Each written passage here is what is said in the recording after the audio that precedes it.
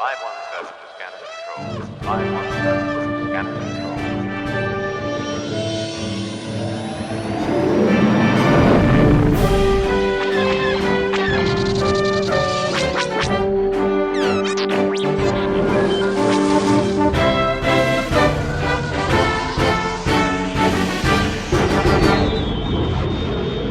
Welcome to the second episode of the Star Wars Squadrons podcast. With me here is the other host of the show, Greenfoxleader. So how you doing, buddy? Hey, what's going on, man? How's it going? Oh, yeah. Well, this week we've got a guest with us. For the second episode, we're going to have our first guest. Welcome to the podcast, Scalpwakka. Thank you for being on here, buddy. Thank you guys for having me, man. Oh, yeah. We were very pleased to have you on.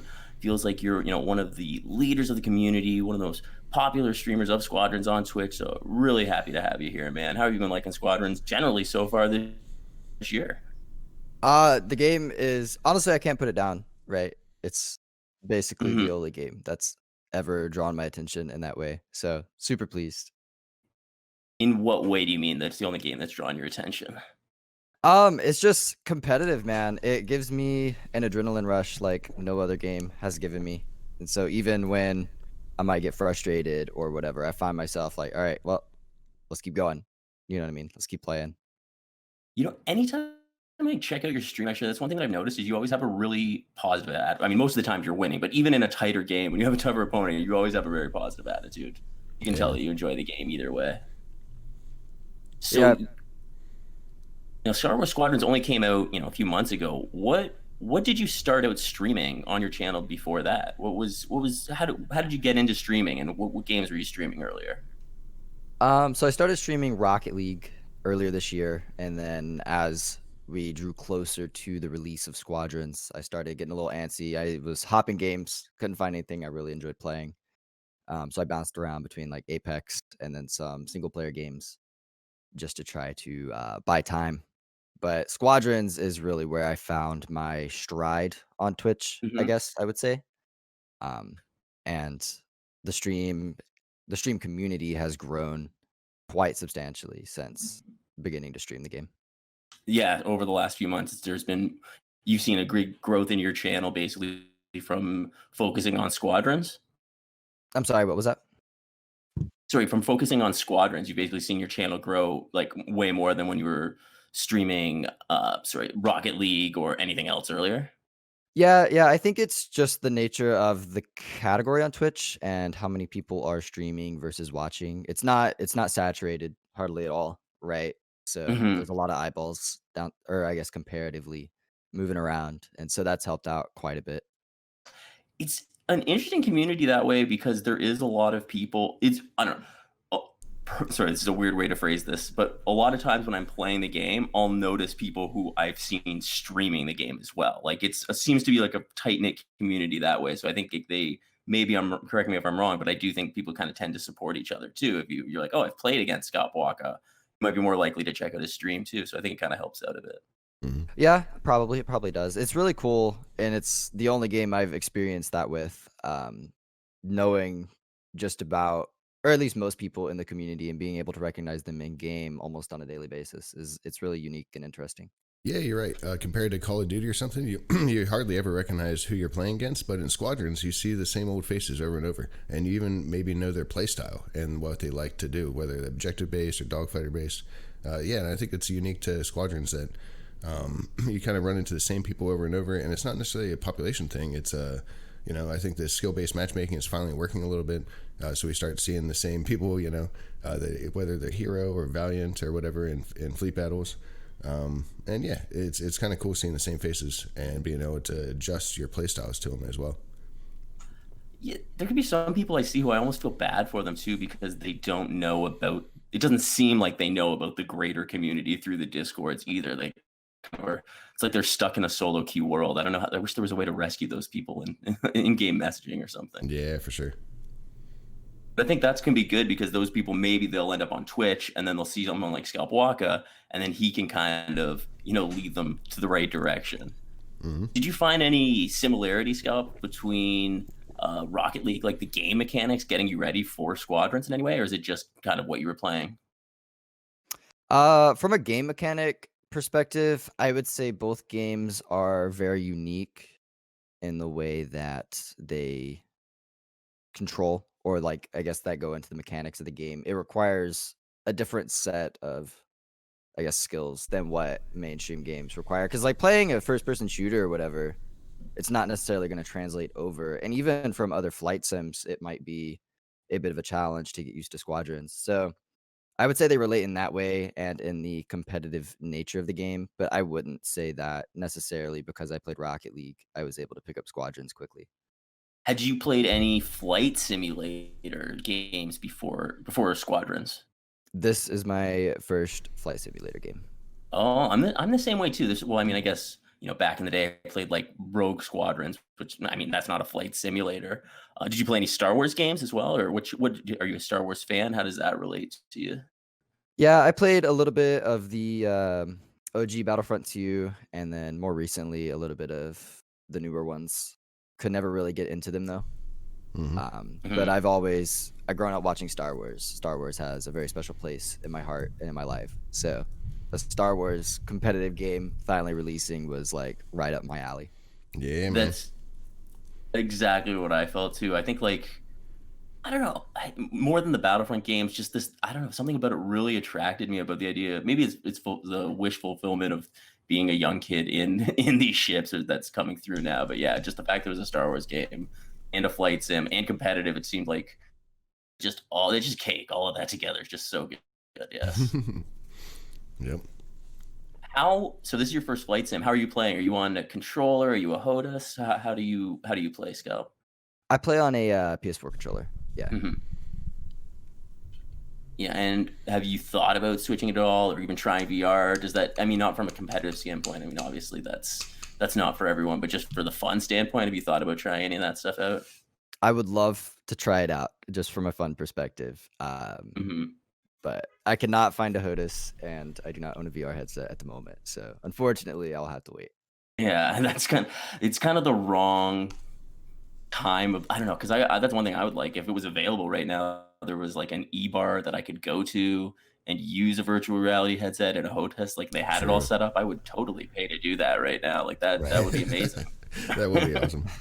And real quick, Scalp, did you end up customizing your controller layout very much? I know some people try to pair different buttons so their right thumb never left the joystick and little things like that. Do you have a custom pairing going on, or are you using basically stock controls?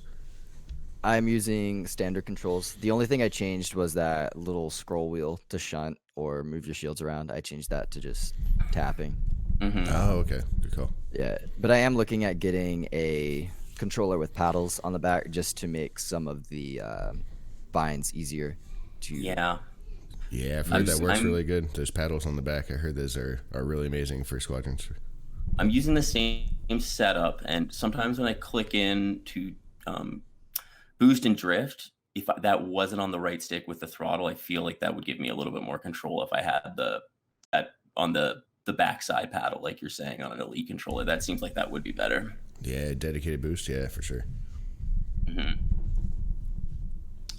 So, what have you thought so far this year about Squadrons and how they've made adjustments to the meta? Have you I mean, earlier in the year, the bomber was sort of the meta ship, and it's kind of changed to the A-wing. How do you think they're doing adjusting those sort of meta to the game so far from a dev standpoint? So this is a funny question, and I feel like I probably stand on a totally opposite side of the Mhm. fence as most people. Okay. But in terms of adjustment, at least from the TIE Bomber to where we are now, I feel like the game is at a pretty solid state. There are a few things I personally wish they would change.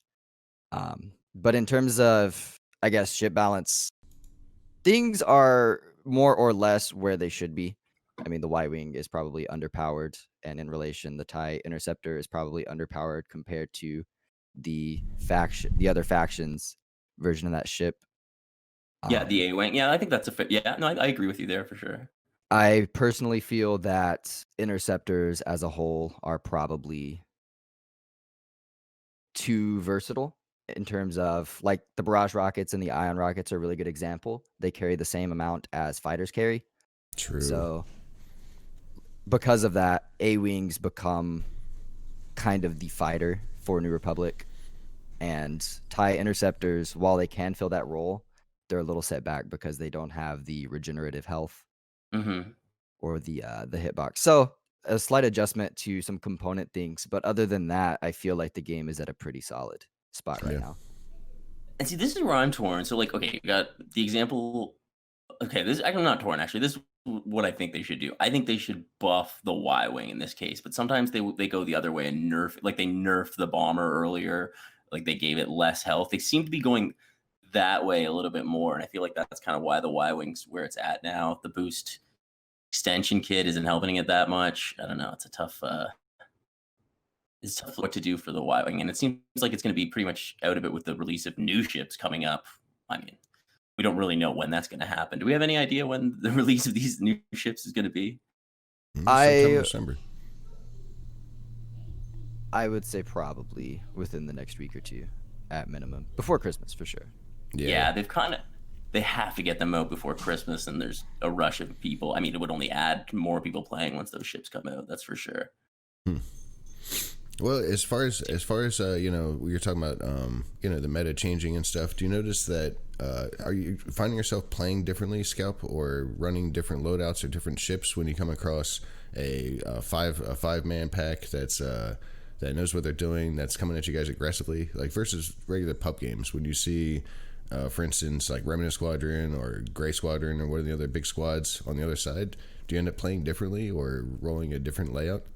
As far as changing your own meta to try to compensate for that versus just playing normal pub games? I run the exact same thing in all of my games. The only thing nice. I would say I change from game to game is whether or not I will die for my team. So I tend to have the play style of like, I'm not going to kill you necessarily, but I'm going to waste your time as long as I can, and you're going to kill me. Exactly. Okay, cool. So I'll happily go 1-6 as long as my team gets the win, right? Yeah, for sure, man. That's the way I play.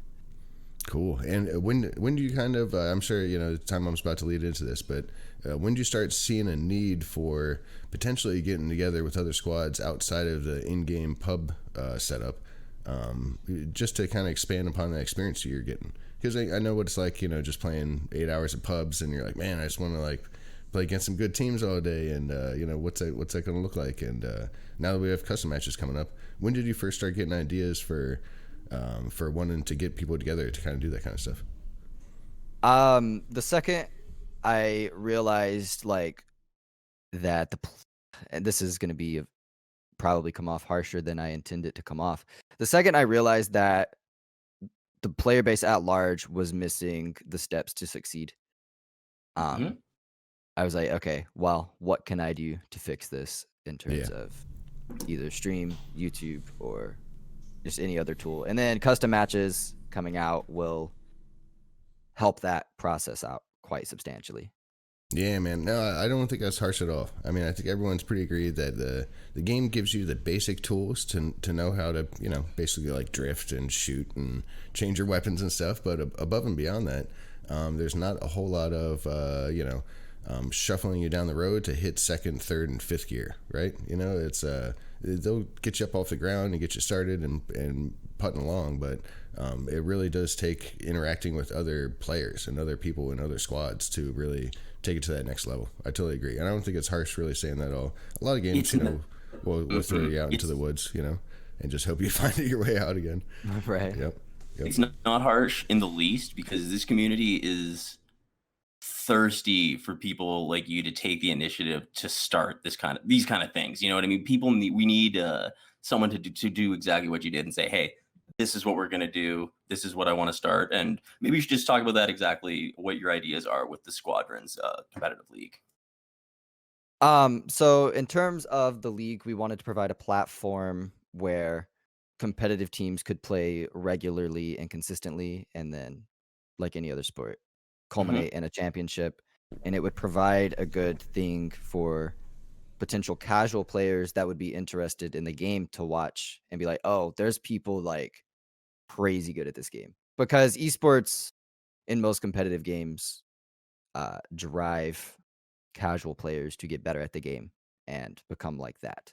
So if we could potentially broadcast competitive play to a large audience, or at least a sizable audience, um, in terms of league play and things, they would be interested in potentially trying to get better and mimic what they're seeing.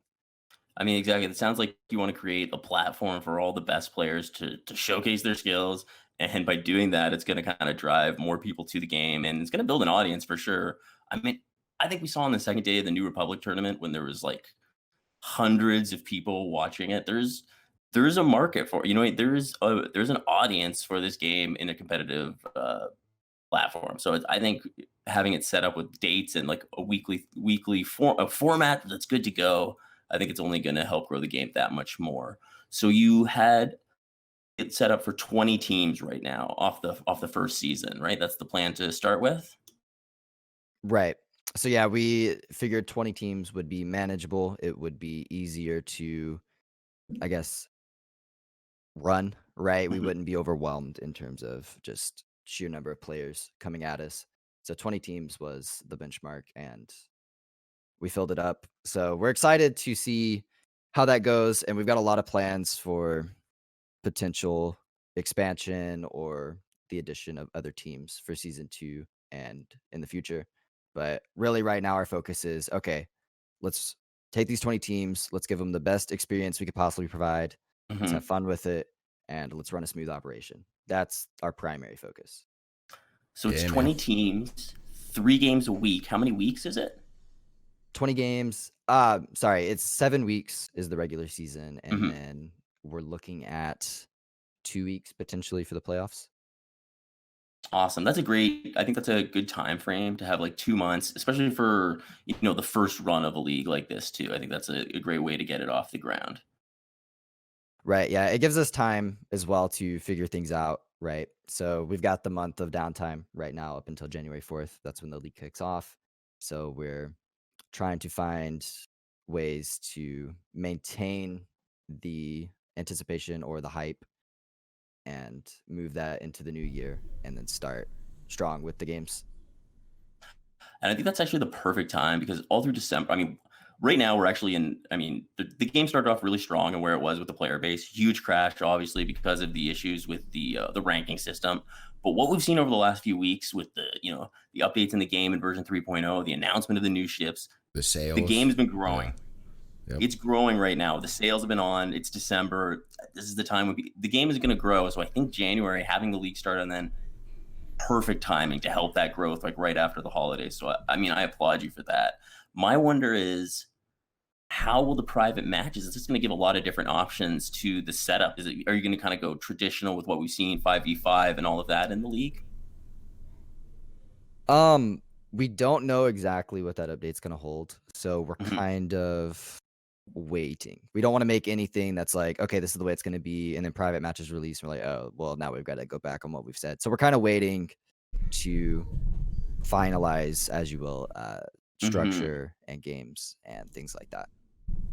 Yeah, I know, because this is just me like wondering, like, because they did say they're going to give us some options on how you can set them up. So who knows? Like, maybe there will be a different variation of the mode that will come from doing 5 mans or whatever else that will arise as popular. Maybe that'll be less health or more health or whatever balancing that people will see that could maybe change the setup of those games moving forward. So that's what I'm kind of interested to see of how that customization will give us better competition, really. Yeah, plus Yeah, just the server browsers themselves. I almost think the server browsers is one of the most exciting features. Like they could keep the ships, they could keep all this and that, but the server browsers are going to be so huge because now you can see, hey, it's a level 185 dude, right? And a bunch of other level 100 pluses. Maybe me as a level 5 shouldn't go hopping in that lobby. You know what I mean? Plus the ping is readily available and visible. So I feel like not only the options we have in custom matches, but just having the server browser is going to add so much for everybody's play experience. You know, whether you're a level 5 guy that is just getting started or you're level 278 that's looking for other, comparable skilled people, that server browser is going to be huge, you know? right. I really hope in that update they add a way to select what region to play from. That would Yes. be huge for the game. That'd be amazing, man. Yeah, I hear that.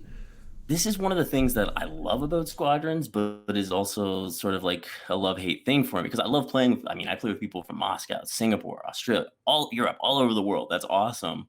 But then you have the issue of maybe we're not getting the best experience because of the servers being that stretched, right? It'd be kind of Yeah. better to have that. Sometimes too, I don't know, because I know people use these different programs so they know what server the game is on, and then they can kind of force a crash of the game so it doesn't happen if they don't have a server they like. That's the kind of the same thing as running from. That's the same thing as backing out from a game to me, sort of. So I don't know if I like that aspect either. So it's the drawback to a worldwide game too, because people are a little obsessed with ping. So provide it to them beforehand so you can avoid those situations. I feel like that is better. Yeah, true. Yeah, most of the Europeans, I've never really seen the type of hit rage problems that some of the Europeans see when they connect to a West Coast server, for instance. But apparently it's pretty ruthless, and I'm sure it's not fun for anybody. So if people can kind of region lock or stay within a region or two at least, so you're not going all the way around the world, that'd be pretty amazing. And I think most games have a region set feature. Any kind of multiplayer series, especially a serious competitive multiplayer game, mostly has a region feature. I can't really think of one that doesn't necessarily. Yeah, I kind of went off on a rant there about something, but I just don't like the idea I don't like the problems that it can create without having an ideal connection for everyone. True. But for the most part, it isn't a problem. I guess mostly I see it as a problem when people are running from it. But hopefully measures like this and not having to rely on just random rank matches will help that in the future. Yeah. And Scalp, what are some ways that I know you said you're going to be taking a knee on this first season, right? To help organize, help do some casting throughout the week. So what are some ways? Are you going to end up trying to get some off-book scrims going with some other good squads? Just keep your own personal skills up and your own squad at its top tip-top shape? How's that going to work? Are you going to maybe compete in some of those 5-man activities just to keep your chops going while you're officiating this first season, or what? Yeah, my goal is to be continuously playing competitive games just for like my own fun and as well to improve as a player, right? So outside of SCL, I will be taking part in some of the other competitive things going on. I just personally cannot compete in SCL just because I'm running it, quote unquote, right? So I hear that. if somebody else comes along and one ups SCL, please do so I can play.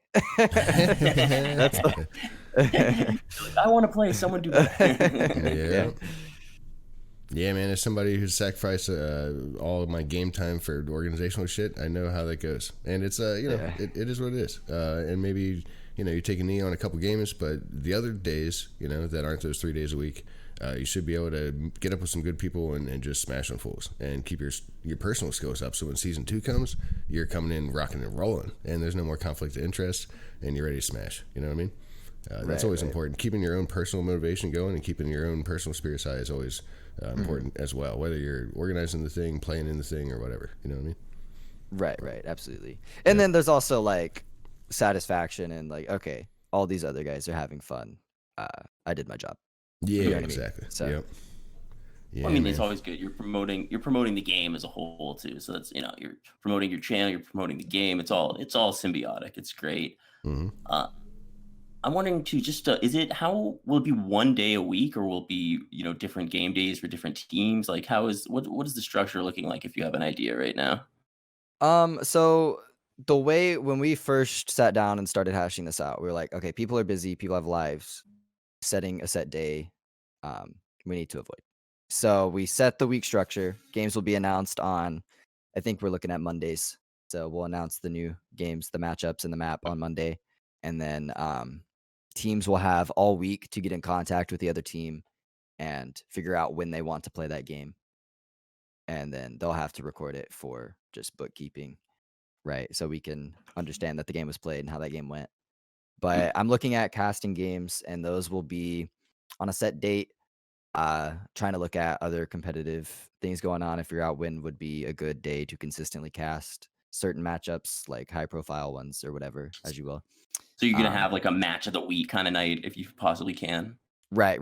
And the goal there is to just, again, get eyeballs on the scene, throughout the regular season, and then prepare for the playoffs, and hopefully build hype around that, right? But Yeah. yeah, again, it just goes back to flexibility. Not everybody in here is in the situation where I'm at, where I can just sit down and play this game all day as a job or whatever, right? So it's important that they have the time to be able to schedule it themselves around the Mhm. time that works best for them. The other thing too is, I mean, like I was saying, all these European players are on teams with North American players playing against North American players and European play. It is not easy to just say it's this time because people are on such different schedules. You kind of have to find the balance between all those different teams. Right. And hopefully we'll get to the point where we can split it into an EU league and an A league, as most competitive scenes have, right? And if we can combine them or Yeah, I whatever. mean, it is kind of inevitable at a certain point. I think as the community grows, it will probably naturally kind of get to that point, I think too. I think it's kind of one thing I like about the Squadrons, community though, is kind of everyone does play with everyone. Like, I mean, the best players are is open to playing with, generally for the most part playing with new players too, right? There's a lot of cross play in the community, I find. Yeah, for sure. And even all the best players coming together and helping us organize around this kind of compendium of the Squadrons community knowledge. The stuff that doesn't really, remember back in the day, I used to get handbooks that came with physical games, and even these $50 huge books you would buy for Street Fighter 2, right? That had all the moves and the combos. So these days in 2020, we don't really have that. What we have is a bunch of forum posts and Reddit posts and YouTube videos and stuff, right? So And Twitch streamers like and Twitch Scalpwakka, streamers, that tell exactly. people. That is the knowledge pipeline for the modern day gamer. It's not the you don't go down to GameStop and buy a book anymore. These days you hop online and check a million different forums and a million different Steam posts and God knows what, right? So trying to make that into a big compendium and pass it around to new players is also I think a really good thing to do, and people can figure out how to do dead drifting, retro drifting, micro drifting, all these crazy maneuvers. They can figure out what the points are on the cap ships to hit in what order, you know what I mean? Stuff like that. Mm-hmm. Just basic stuff so they can go from, from first gear to second gear without having to just stumble through it like we had to for the first 2 months, So I think after Christmas, it's going to be way easier to play this game than pre-Christmas, The pre-launch community is done a whole bunch of cool stuff, Scalp here included, to get everyone up to where they need to be now, so that when the new players come in after Christmas, boom, they've got a structure. They've got something to look at. They've got things to learn. They've got a league to enter. They've got squads to join. You know what I mean? There's way more of a foundation here coming up in January than there ever was back in the fall or summer. So I think we're looking really good as a community overall. What do you think is the best way to get better at the game from a new player perspective, like using practice mode? Just, how do you think is the best way to improve Scalp? That's a very open-ended question. Everybody kind of learns at a different pace, and I wish I honestly don't remember how I learned the game, right? I just kind of did it. So I would say playtime is king, right? No amount of reading or anything will translate to mechanical ability, but you have to combine that with understanding what you're doing wrong and what you're doing right, and that's where it gets tricky, because there's so many ways to learn, I guess, what you're doing wrong and what you're doing right. So were you just starting off? Were you going would you have a 5.0 KD off the start, or did you find that it took a bit for you to figure out Squadrons? In dog, so I got the game, I loaded it up, played through the first 2 levels on the campaign, hopped into dogfight. In dogfight, I was regularly doing well as a new player on release day, but that's release day, right? Mm-hmm. And so I was like, okay, well, I need to learn this game more than just, okay, here's how to fly, here's how to shoot. So I played through the campaign, and I consistently was trying to move fast through things. All right, there you go. So if you're trying to get better at the game, focus on movement, right? Because that is the crux of the entire game. Mm-hmm. If your movement sucks, you're gonna suck. No. Yeah. So understand movement, get used to flying in and out of things in tight spaces, nooks and crannies, because people will crash following you. If you can do that, then start adding everything else on top of that. That totally makes. I feel like it took me like 4 hours of just playing dogfights one afternoon to be like, oh, okay, I get it. Like like a week after release, and I was like, okay, now I get it because I didn't understand. You're totally right. If you can't control your ship and you don't understand the mechanics of how to move, and it's just such a it's not fun. It's not a fun game until you really get that. Then you can start. Once you get that, then you can start to get kills and figure out how to hit objective. Right. Yep. Absolutely. Yeah, I totally agree. So the thing I'm wondering too is right now, just a couple days ago, we went into Objective 2. Have you noticed? What do you think is the difference between not Objective 2, Operation 2? What do you think is the difference between Operation 1 and 2? Have they made any changes that you've noticed? Because they seem subtle if they're there. The biggest things that I have noticed is in the skill rating. It is easier to gain skill rating now, and you're not being punished as hard as you're being punished for losses. So I found that most players are getting that satisfaction out of rank that they were not getting otherwise. At least in the quote unquote lower ranks, right? Because 100%. I mean, going from getting like whatever 5 points a game, you're like, nice, 5 points, and now you can get like 50, 100 points. It's such a difference in satisfaction. 100%. right. So, but like you're moving through divisions at about 2 to 3 wins, which feels, I think that's a good spot. That's what, at least from coming from Rocket League, that's about what it was on Rocket League. 2, 3 wins, you're into the next tier or the next division. And so as long as, and I've still noticed that, and they said they're working on it. Matchmaking has gotten a little better, I think. I'm not sure. Don't quote me on it, but it feels like it's been a little better. And then, but I'm still getting matched with like level 5s, and that shouldn't happen. I don't know. The matchmaking system is weird just because it seems like time of day. Because if I play North American early, like 5 a.m. with a bunch of Euro people. I play before I go to work usually, and it can be pretty good matchups then. Like we could go against Namaste if they're all like just tough opponents, right? But midday, a little later, even like as it gets into the morning, even like 10 a.m., then it's like not going to be that anymore. It's gonna be a little easier, I find. It might be player base related is what I'm wondering, really. I don't know. It's tough to say. I think Scalp is right. People have been saying that the matchmaking is feeling better, and that's something they adjust, I think, on the EA servers in the background without even really needing to push a patch. So if a lot of people are feeling that's getting better, it probably is because they're just adjusting values. And they said that they've been constantly tweaking values this whole time. So I wouldn't be surprised if we're actually feeling something different than we were even a week ago, even without a patch, the past couple days.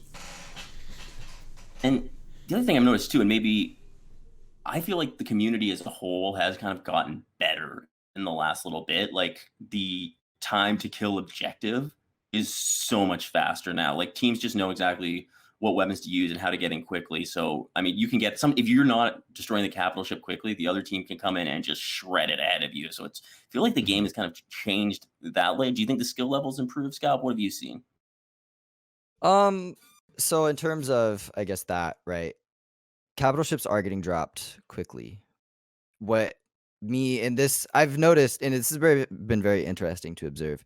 Teams play drastically different in terms of how they play. Some teams will like just hard hammer the capital ships and not even go for players. Some teams will strictly go for players and then go for capital ships. Some teams kind of fall in the middle. So it's very interesting to see how all three can be successful. With the new ion weaponry, shields are almost non-existent on capital ships at this point, especially against a good team. So you have to, at least in my team's philosophy approaching a competitive game is, all right, we're not necessarily trying to win the dogfight. We're just trying to get small windows of opportunity. And once those windows present themselves to our objective players, those guys will go in and hit the objective while interceptors are either getting killed and wasting time or killing other players. At least, and then so like defensively, it's important to prevent as much damage coming in as possible. So I personally almost never target an interceptor on defense. I will strictly go for objective players. Once those guys are dead, then I'll go for interceptors. But by then they're typically pulled out, and so that's raider time. Like it's very interesting to see, and you can almost play it in a variety of different ways. There is no one best way to play it, as far as I can tell. I could be wrong on that. No, it could be situational for sure. It's not. You're Right. right. It's not always. But that's that's interesting too to hear. Are you an interceptor too? When you're saying sometimes you won't even. Yes, I am yeah. a one-trick pony. And I feel like that's yeah, sorry, but that's kind of like different than it was. Even if you, it's just funny how I feel like the player base and just what you're saying. I think that kind of supports it. That people have kind of gotten better overall. Whereas like a few weeks ago, it'd be like, yeah, the interceptor's got to target the interceptor right here. You know what I mean? Like it seems like I think there's more coordination going on, which is real. There's some teams that it's just so hard to stop them. I can't even believe it. Like I'm like, what? They're just so synchronized that even if you do stop the one guy, then two other guys kind of get in. So it's interesting to see the game kind of change in this way. And I think part of the reason that we see it too is because of competitive teams playing against each other. I think that kind of leads to people getting better just from them doing it more regularly. So I think that's going to add a huge element when we've got a league regularly happening, so people can watch these games too back. I'm assuming you're going to have highlights and different videos up on YouTube as well, right? Absolutely, that is a plan. So, but another thing, in terms of meta that we are doing, I guess differently than what I've seen in other tournaments is, we're forcing a map per week. So like week 1 could be Yavin, week 2 could be Gallatin, and there's going to be one map a week. In the playoffs, the higher seeded team gets to pick whether they want to pick their faction or pick their map. So in terms of a perceived team being more powerful, a team could potentially find that the weaker faction, say, okay, for this example, let's use New Republic as the stronger faction, Empire's the weaker faction. If New Republic is the team to pick, a team that would have to get an upset anyway to win because they're the lower seeded team, could be like, okay, well, Gallatin works really well as Empire, right? So they're going to pick New Republic first. We're going to pick Gallatin, and they could potentially squeak out a win. It kind of forces that it's not so reliant on faction. We hope anyway. We'll see what happens in practice. We're trying to divvy it up between map balance and faction balance. I love it. This is such a great way to do that, to balance out the faction and using the map for everyone too, because I think it could lead to different strategies and play styles. I think that's a great idea. I love that you came up with that. Kudos to you. Absolutely. Well, we've seen. Go ahead, Greenfox.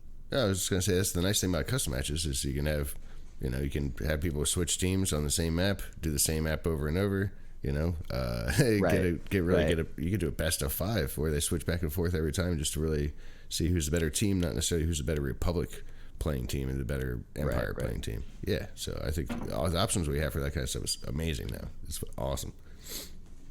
And this thought, like we've seen teams play differently depending on the map. Like teams will try to execute a certain strategy on certain maps that they wouldn't try on other maps just due to the layout or whatever that map provides. And so that was, we kind of took that and we were like, okay, well, if there is a faction bias or faction preference, maybe we can kind of negate that with maps. Yeah, 100%. That's definitely. I mean, if there's any way to do that, then that's got to be your only. That's got to be a strategy to try to attempt that, and I love it. I love that you're putting in the effort to do that. Because I think overall, I mean, that's the one I'm trying to think. That's the one thing that is difficult for this game, to balance these two sides out when you have Star Wars canon that you're also trying to fit into. True. Right. The game is an asymmetric game, and it should not be, at least in my opinion, symmetrical. Even the ships themselves, like the A-Wing isn't necessarily symmetrically balanced with the Interceptor on the Empire side, and neither is the X-Wing symmetrically balanced with the fighter on the Empire side either. So it's kind of like, I don't know. I think overall the two teams in total composition are fairly balanced against each other, but they're not direct one-to-one comparisons, and I don't think people should expect them to be. Yeah, I agree with you. That's where I fall. It requires you to play differently depending on the faction you're playing, and I really enjoy that aspect of the game. Yeah, I think it's pretty cool. If you imagine League of Legends with the tunes, right, and the compositions of, I don't know who they are, the various tunes for League of Legends, and they grab the high lane and the mid lanes and the low lanes and push down the thing, and It's even those aren't necessarily balanced 1-to-1. It's the total composition of the teams, right?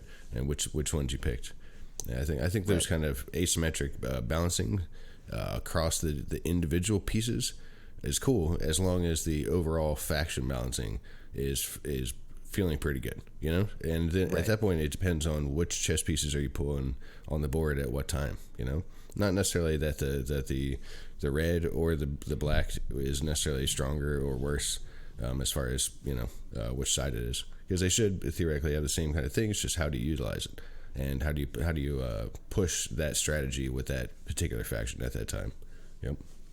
But long term, what are your goals for the game long term, Scalp? My goals, as long as I am able to do what I'm doing already, I'm happy. If the game and the community is growing, even it doesn't necessarily have to grow to be a, you know, mainstream, extremely popular title. It's always going to be a niche game. As long as the community is sustaining and the game is in a good place and people are happy with it, I'm happy with it. Like, ultimately, I want the community to enjoy the game as much as I enjoy the game. And that's where my goals lie, right? I think you're, you know, creating a space for people to get that. Exactly. Do you have any advice for people who are maybe streaming as well the game and what they should be doing? In terms of streaming, I wouldn't say this falls necessarily just like under Squadrons, but if you're streaming, have fun with it. I see so many new streamers like focus on the numbers. Okay, well, I can't play this game because people aren't watching. Play what you enjoy playing. If you don't enjoy playing it, don't stream it just because people are watching or whatever. Stream to have fun, and then everything else will kind of fall in place. I don't know. I think we talked about the SCL a good bit. We talked about kind of Scalp's beginnings in Squadrons. We talked a little bit about what his intended future is for Squadrons as well, what his kind of goals are and stuff. I think my question is, what's your normal stream schedule, Scalp? Where can people see you? What's your Twitch channel, and where can we see some of your content? Okay, so I stream Monday, Tuesday, Thursday, Friday, Saturday at 2:30 Central Time. I typically go 8 to 10 hours, so I tend to end around 10 p.m. I stream on Twitch. That's twitch.tv/Scalpwakka, SCALPWAKKA. Awesome. And you're mainly concentrating on Squadrons right now. Are you playing any other games, or are you basically just mainline Squadrons? Just main Only Squadrons. Nice. Nice. That's the way to do it. And you can get all your Twitch and Instagram and YouTube and Twitter and all that is available through that Twitch as well. So get everything up there. And we'll have it linked down below in the description so everyone can find all that stuff and more about the Squadrons League coming up here too in January. So I think that's everything today, Scalp. Thanks so much for being on the second episode of the podcast. Thank you guys for having me, man. It's been a pleasure. Really appreciate it. Yeah, man. It's been awesome. Let them know where they can find you as well. Yeah, I'm just on Greenfoxleader on YouTube predominantly, a little bit of Twitch here and there. But yeah, I'm usually just floating around in the community, just kind of trying to help shepherd stuff along and keep some hype flowing and get people ready for an awesome 2021. Because like I said, 2020 was a little bumpy. We had some funky patches, some hardware issues for various people here and there. So I think 2021 is going to be a really fun time for Squadrons all around, community-wise, new players-wise, existing players, competitive community, everything. It's going to be hype. It's going to be hype and lit. I'm stoked. Sounds good. Well, from the Star Wars Squadrons podcast, thank you to Scalpwakka for being on, and we will catch you guys next time on the podcast. Take it easy. 517 to scanner control. 517 to scanner control.